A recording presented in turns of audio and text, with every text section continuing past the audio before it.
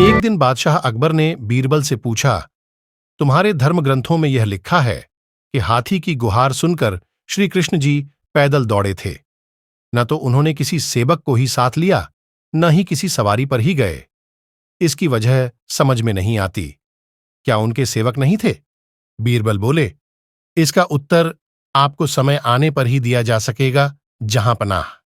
कुछ दिन बीतने पर एक दिन बीरबल ने एक नौकर को, जो शहजादे को इधर उधर टहलाता था, एक मोम की बनी मूर्ति दी, जिसकी शक्ल बादशाह के पोते से मिलती थी।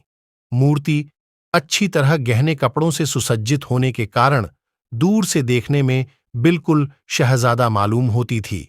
बीरबल ने नौकर को अच्छी तरह समझा दिया कि उसे क्या करना है। जिस तरह तुम रोज बादशाह के पोते को लेकर उनके सम्मुख जाते हो, ठीक उसी तरह आज मूर्ति को लेकर जाना और बाग में जलाशय के पास फिसल जाने का बहाना कर गिर पड़ना।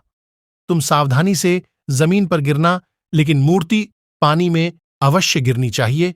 यदि तुम्हें इस कार्य में सफलता मिली तो तुम्हें इनाम दिया जाएगा। एक दिन बादशाह बाग में बैठे थे। वहीं एक जलाशय था। नौकर शहजादे को खिला रहा था कि अचानक उसका पांव फिसला और उसके हाथ से शहजादा छूटकर पानी में जा गिरा। बादशाह यह देखकर बुरी तरह घबरा गए और जलाशय की तरफ लपके।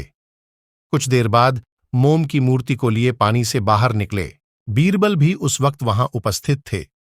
वे बोले, जहां अपना, आपके पास सेवक और कनीजों की फौज है, फिर आप स्वयं और वह भी नंगे पांवों अपने पोते के लिए क्यों दौड़ पड़े?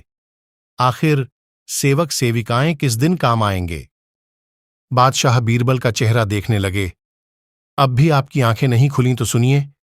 जैसे आपको अपना पोता प्यारा है, उसी तरह श्री कृष्ण जी को अपने भक्त प्यारे हैं। इसलिए उनकी पुकार पर वे दौड़े चले गए थे।